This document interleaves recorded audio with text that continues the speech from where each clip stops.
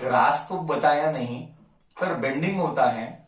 First question, कितना bending होगा, material to material bending कैसे होगा, बेंडिंग अवे कब, नॉर्मल टुवर्ड्स कब, ऐसा क्यों, डेंसर को ही टुवर्ड्स क्यों, रेरर को ही अवे क्यों, इसके पीछे का राज क्या है, वो सब को समझने के लिए, to understand all these rays, we are studying a concept that is refractive index, one of the most assured question for your final exam. ऐसा होगा नहीं, मैं रिपीट कर रहा हूं, ऐसा होगा नहीं कि रिफ्रैक्टिव इंडेक्स का कॉन्सेप्ट फाइनल एग्जाम में नहीं है। It is assured concept, symbol for refractive index is in. Okay, what do you mean by refractive index? And one disadvantage of test book is that test book has not done the things completely. I will be deriving lots of things. Next 20 minutes are very crucial to understand the concept of refractive index. Sir, what do you mean by refractive index? First, I will talk about local bhasha. Test book bhasha बहुत ही अलग है. If I talk test book bhasha, you will not get the feel also. That is for sure. Refractive index एक ऐसा concept है which will give us an idea how the medium is. Local भाषा में making you understand, but if I go with text book language I will write something else. मैं कुछ और लिखूंगा जब मैं टेक्स्ट बुक भाषा लिखूंगा। मैं अभी बता रहा हूं, रिफ्रैक्टिव इंडेक्स वो कॉन्सेप्ट है जिससे हमको आइडिया आता है कि मीडियम कैसा है। मतलब रिफ्रैक्टिव इंडेक्स का value helps us to understand how is the material, whether it is denser और रेयर। जितना रिफ्रैक्टिव इंडेक्स का वैल्यू बड़ा है, उतना मीडियम डेंसर है। The greater the value of refractive index, the denser is the medium. The lesser the refractive index value, the rare the medium.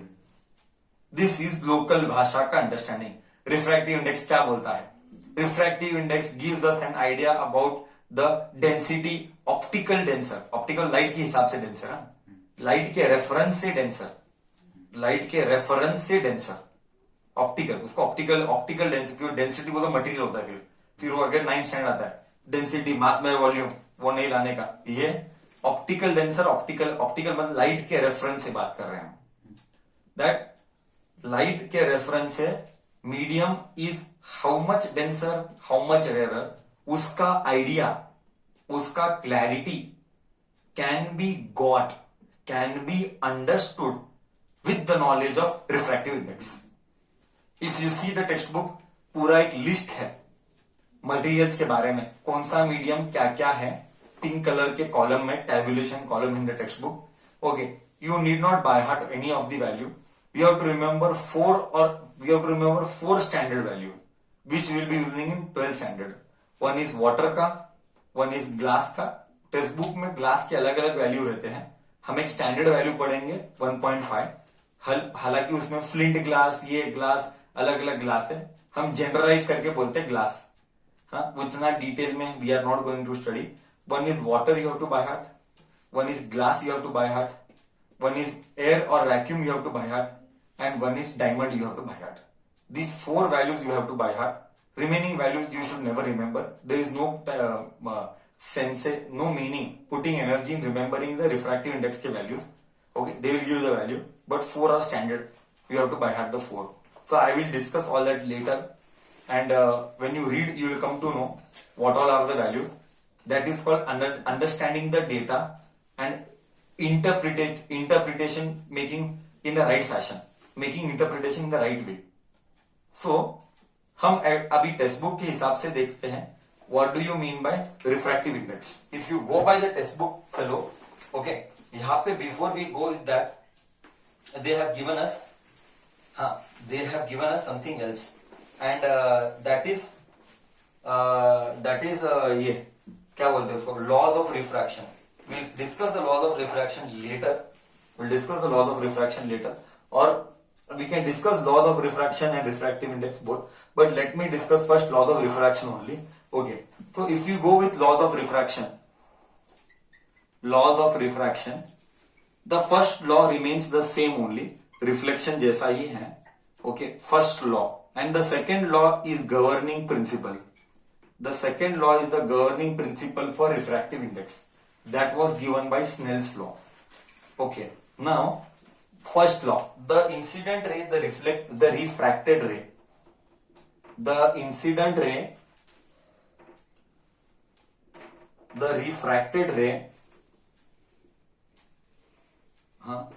the ray and the normal line, and the normal at the interface of the two transparent medium at the point of incidence. Local भाषा में and the normal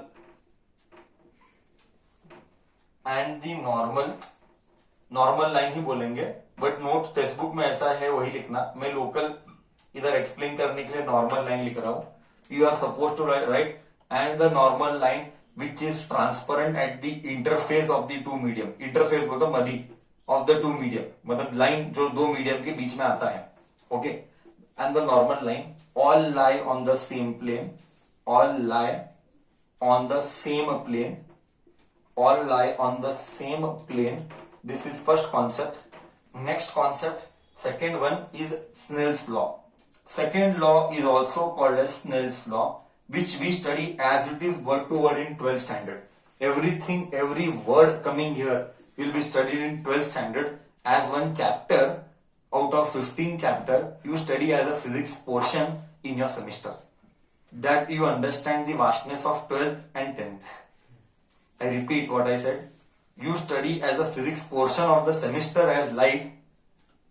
One semester you study 2 chapters together as one physics portion of 10th standard. As a physics portion of 10th standard. There you study as a chapter of 12th standard. That to 25% is this. That to 25% is this. मतलब जो भी तेरा physics है अभी पूरा ये first semester का, वो 12th स्टैंडर्ड का 25% ऑफ वन चैप्टर, एक चैप्टर. ऐसा 15 चैप्टर है, ऐसा 15 चैप्टर है, 25% ऑफ वो एक चैप्टर. तो तू इमेजिन कर क्या वास्टनेस ऑफ द सिलेबस है ऑफ 12th स्टैंडर्ड. तुझे एक आइडिया दे रहा हूं पढ़ाई क्या लेवल तक का होता जाता है टाइम के साथ. Second law is also called as Snell's law. Second law is also called as Snell's law. What do you mean by Snell's law? Snell's law, Snell ने बोला, स्नेल मत लिखना, मैं लास्ट ईयर चेक किया book, बच्चे Snell law लिखते, मतलब क्या हल होती है रे. थोड़ा तो कुछ लाइकाती रखो, 10वीं की लाइकाती भी नहीं रखते वो लोग, स्नेल्स लॉ बोलते हैं. स्नेल ऐसे स्नेल लिखते रे, स्नेल नहीं लिखते, स्नेल लॉ बोलते हैं. वो ऐसा वाला वो चकली वाला चकली वाला करेक्शन, चकली वाला रहता है ना. Okay okay, Snell's law. हालांकि बायोलॉजी हमको नहीं आते, हम फिजिक्स वाले आदमी हैं. स्नेल्स लॉ क्या बोलता है? द रेशियो ऑफ साइन बोलते वो साइन ऐसा है, जीएम मत लिखना, ट्रिग्नोमेट्री वाला साइन है वो. क्या गधेड़े? The ratio of the sine of angle of incidence, the ratio of sine of angle of incidence, the ratio of the sine of angle of incidence to the sine of the angle of refraction to the sine of the angle of refraction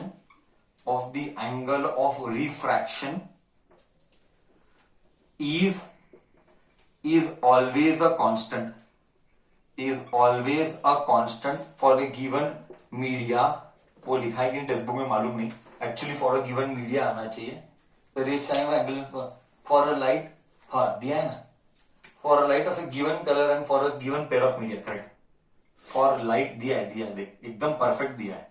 for a light of given colour, for a light of A given colour, बहुत matter करता है ये सब, बहुत matter करता है. For a light of A given colour and the given pair of media, and for the given pair of media is always a constant is always a constant called as refractive index. ये एक और definition refractive index का, is always a constant called as refractive index. अब इसी को समझना है, अब इसी सेकेंड लॉ को समझना है। Late me explain in detail what is second law, एकदम डीप में एज इट इज लिखना है। एग्जाम में 1 मार्क के लिए आता है। Define Snell's law, you have to remember and by heart Snell's law. Next आगे डिस्कस करते हैं। हाँ, to understand what is this Snell's law, let me explain. Now here trigonometry will come into picture. Without having trigonometry knowledge you will not understand the concept. So let us continue there. The ratio of sine of angle of incidence to the sine of angle of refraction. Ratio बोले तो ratio, division. Ratio बोले तो division. Ratio of sine of angle of incidence. Sine of angle of incidence बोले तो sin आए. Sin. E कभी नहीं लिखते, मालूम है तुमको, ये सब ट्रिग्नोमेट्री में पढ़ाया है हमें। Angle of incidence, angle of incidence बोले तो आई, टू मतलब division, to the sine of angle, sine of angle of refraction बोले तो R refraction is always a constant, is always a constant. 2 बार लिखा, कोई बात नहीं चलेगा, 2 बार लिखा, is always a constant, is always a constant. किधर तो इधर लिखना है या तो इधर लिखना, फर्क नहीं पड़ता, दैट इज ओके, उसके ऊपर झगड़ा नहीं करते। 2 बार लिखा by mistake. Is always a constant for a light of A given colour, मतलब ये रेशियो जो है ये कुछ तो एक वैल्यू है, कांस्टेंट है।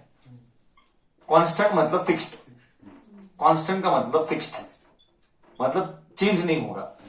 किसके लिए चेंज नहीं होगा?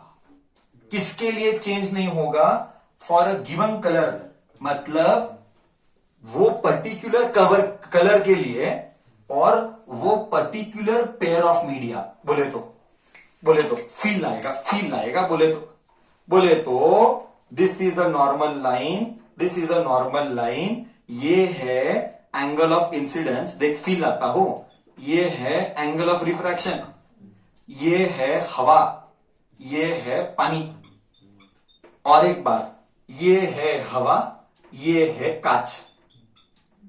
ओके, ये एंगल ऑफ इंसिडेंस, फील लाता हो, इसके लिए 30 डिग्री है, इसके लिए भी 30 डिग्री है, बट ये जो बेंड होगा और ये जो बेंड होगा वो अलग है। मे बी यह 10-15 होगा तो ये 10 होगा। मतलब फॉर अ मीडिया, अगर मीडिया चेंज हुआ तो कांस्टेंट का वैल्यू भी चेंज होगा। For a given colour change होगा तो भी बेंडिंग चेंज होगा, मतलब कलर चेंज हुआ तो भी बेंडिंग अलग, ऊपर नीचे का मीडिया चेंज हुआ तो भी अलग। सो कांस्टेंट किसको है? Constant is for a given colour and for a given media. अगर मीडिया चेंज हुआ वैल्यू चेंज होगा, अगर कलर चेंज हुआ वैल्यू चेंज होगा। This is what it means for a light of a given colour and a given pair of media is called, it is called, double बार आया, is called refractive index। मतलब sin I by sin R is a constant, sin I by sin R is a constant, और उस constant को बोला गया refractive index n है। Refractive index को RI लिखा है, रिफ्रैक्टिव इंडेक्स सिंबल मेरा n है। दिस इज स्नेल्स लॉ, इसको बोला गया Snell's law. I hope I have cleared every word written in the law from my side. बरोबर बोला? हाँ या ना तो बोल बच्चा।